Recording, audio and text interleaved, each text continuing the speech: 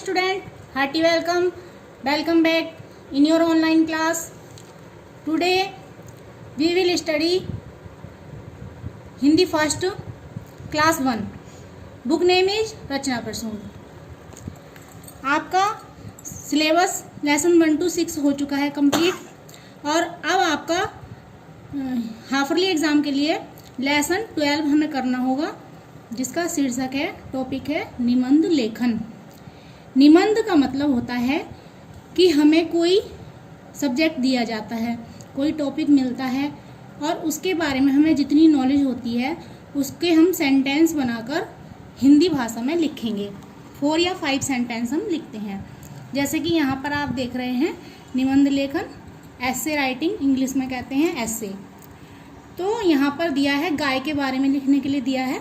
तो यहाँ पर आप देख सकते हैं गाय के बारे में 1 to 8 सेंटेंस यहाँ लिखकर दिखाए गए हैं।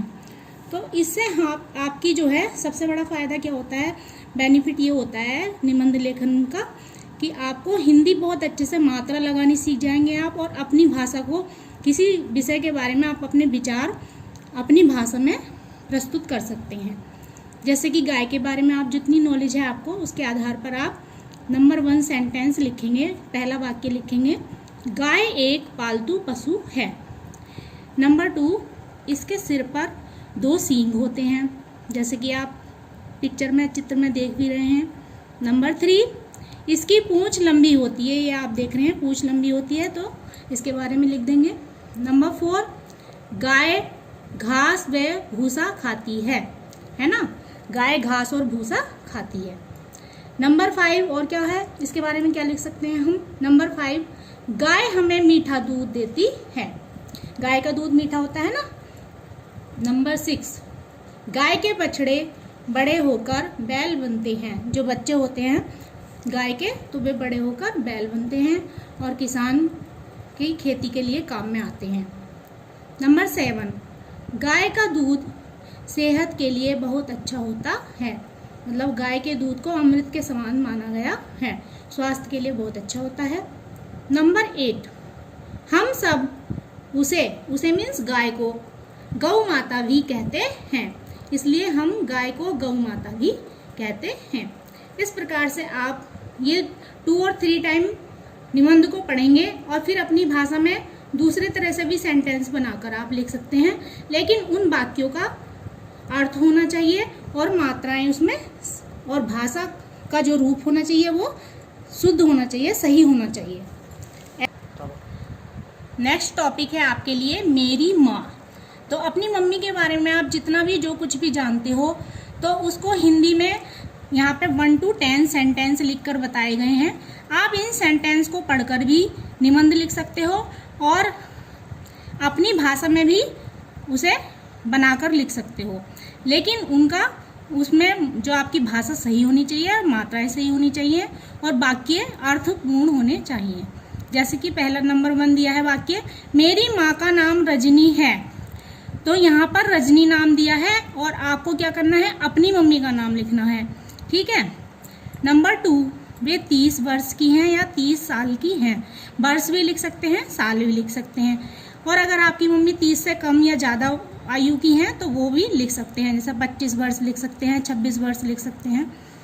नंबर 3, मेरी माँ सुबह 5 बजे जाग जाती हैं। नंबर 4, वे हम सबके लिए भोजन बनाती हैं या खाना बनाती हैं। नंबर 5, वे घर का सारा काम करती हैं। नंबर 6, माँ घर को हमेशा साफ रखती हैं। नंबर 7, मेरी माँ साड़ी पहनती हैं। नंबर 8, मेरी माँ मुझसे बहुत प्यार करती हैं।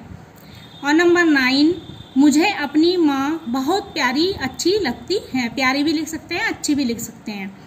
नंबर 10, मेरी माँ आदर्श माँ है। आदर्श का मतलब होता है सबसे अच्छी माँ है, मतलब सब कुछ करती हैं, प्यार करती हैं और सब काम भी करती हैं घर के, और मम्मी पढ़ाती भी हैं, ऐसा भी लिख सकते हैं। तो इस तरह से आपका पूरा हो गया निबंध। आप यहाँ से इसको 2-3 बार रीड करेंगे और फिर लिखकर देखेंगे रफ कॉपी में। अब अभ्यास के लिए आपको देखिए, ये डॉगी का चित्र दिया गया है, इसे ध्यानपूर्वक देखिए और दिए गए शब्दों से सही शब्द की सहायता से वाक्य पूरे करने हैं।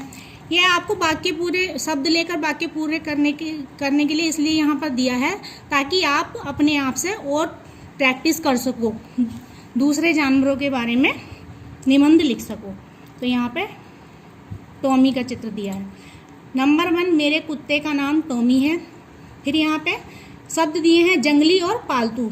तो नंबर 2, यह पालतू पशु है क्योंकि कुत्ता घर में पाला जाता है इसलिए पालतू लिखेंगे। नंबर 3, यह भूरे रंग का है। नंबर 4, यह रोटी, दूध और मांस खाता है।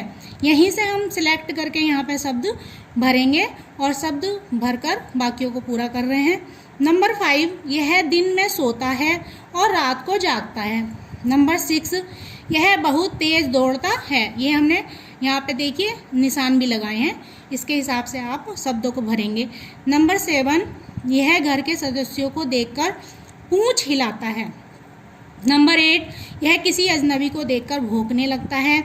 नंबर 9, यह हमारे घर का रखवाला है। कुत्ता रखवाली करता है ना घर की। नंबर 10, मुझे मेरा कुत्ता बहुत प्रिय है। जब भी हम कोई जानवर घर में पालते हैं तो वो हमें प्रिय लगने लगता है, अच्छा लगने लगता है। तो इस तरह से आप इसको रीड करके अपने शब्दों में भी निबंध लिख सकते हैं। नंबर 2, आपको टॉपिक मिला है हाथी, एलिफेंट। तो इसके बारे में देखिए चित्र दिया है। यह चित्र हाथी का चित्र है। हाथी का चित्र है। नंबर 2, हाथी बहुत पशु है। कैसा? ताकतवर। हाथी बहुत ताकतवर पशु है। नंबर 3, इसकी 4 टांगें होती हैं। नंबर 4, इसकी एक सूंड होती है। नंबर 5, इसके 2 बड़े बड़े कान होते हैं। नंबर 6, यह अपने सब काम सूंड से करता है। अपनी सूंड की सहायता से हाथी अपने काम करता है। नंबर 7, हाथी का रंग काला होता है। नंबर 8, हाथी गन्ने बड़े चाव से, चाव माने प्यार से, बहुत खुशी से खाता है। गन्ने उसे अच्छे लगते हैं, फेवरेट होते हैं। नंबर 9, हाथी लकड़ी के भारी लट्ठों को भी उठा लेता है क्योंकि ताकतवर होता है। नंबर 10, यह जंगलों में पाया जाता है। जंगली जानवर है, इसका मतलब हाथी एक जंगली जानवर है। अब लास्ट है ये आपका, ये टॉपिक है मोर। तो मोर के बारे में आप सब बहुत कुछ जानते ही होंगे बेटा। तो यहाँ पे हम इसके बारे में देखिए शब्द दिए गए हैं, शब्दों की सहायता से मोर का निबंध पूरा करेंगे। नंबर 1, यह मोर का चित्र है। नंबर 2, मोर बहुत सुंदर पक्षी होता है। आप सभी जानते हैं सबसे सुंदर पक्षी है मोर। नंबर 3, मोर के पंख रंग बिरंगे होते हैं, बहुत सुंदर और रंग बिरंगे होते हैं। नंबर 4, मोर के पंख लंबे होते हैं। आपने सबने देखा होगा मोर के पंख लंबे होते हैं। नंबर 5, मोर के सिर पर कलगी होती है। कलगी जैसे कि आप चित्र में भी देख रहे हैं ना, ये इसको कलगी कहते हैं, जैसे मुर्गे के सिर पर होती है ऐसी सुंदर लगती है। मोर की गर्दन नीले रंग की होती है। वर्षा होने पर यह नाचने लगता है। जब वर्षा ऋतु आने वाली होती है तो मोर को नाचना बहुत अच्छा लगता है, बारिश के समय में नाचता है मोर। नंबर 8, किसान। मोर किसान का मित्र माने दोस्त और सांप का शत्रु यानी एनिमी होता है, मतलब सांप को मार देता है और किसान का फ्रेंड होता है ये। नंबर 9, यह खेतों में पाए जाने वाले कीड़ों को खा जाता है। जो कीड़े फसल में लगते हैं ना खेती की, तो उनको खा के ख़त्म कर देता है, इसलिए एक किसान का फ्रेंड है। और इसीलिए नंबर 10, क्योंकि ये सुंदर भी होता है और किसान का फ्रेंड भी होता है, तो इसलिए ये मोर हमारा राष्ट्रीय पक्षी है। जैसे कि आप सभी जानते हैं हमारा नेशनल बर्ड हमारा क्या है? मोर है। पीकॉक हमारा नेशनल बर्ड है। इस प्रकार से बेटा आप लोग ये मोर का, हाथी का और ये डॉगी का, मेरा टॉमी, ये तीनों निबंध आप बुक में से ही लर्न करेंगे, तैयारी करेंगे बुक में से ही। और 2 जो आपके निबंध लेखन में आपके जैसे गाय का निबंध है और मेरी माँ, तो ये हम आपको कॉपी में कराएंगे। तो ये दोनों निबंध आपको कॉपी में किस प्रकार लिखने हैं आप समझ लीजिए। नंबर सबसे पहले आप डेट डालेंगे आज की 5/7/21। फर्स्ट लाइन में लिखेंगे लेसन 12 निबंध लेखन और टॉपिक लिखेंगे गाय। नंबर 1, गाय एक पालतू पशु है। नंबर 2, इसके सिर पर 2 सींग होते हैं। इसकी पूंछ लंबी होती है। गाय घास में भूसा खाती है। गाय मीठा दूध देती है। हम सब गाय को गौ माता भी कहते हैं और लास्ट है गाय का दूध अमृत के समान होता है, उपयोगी होता है। नेक्स्ट पेपर में आप नेक्स्ट पेज लेंगे और लेसन 12 लिखेंगे निबंध लेखन, और उसका टॉपिक होगा मेरी माँ। अपनी मम्मी के बारे में आपको 7 सेंटेंस लिखने हैं।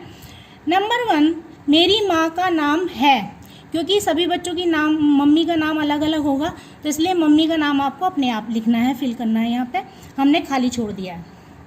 नंबर 2, वे 30 वर्ष या साल की हैं। साल भी लिख सकते हैं, वर्ष भी लिख सकते हैं।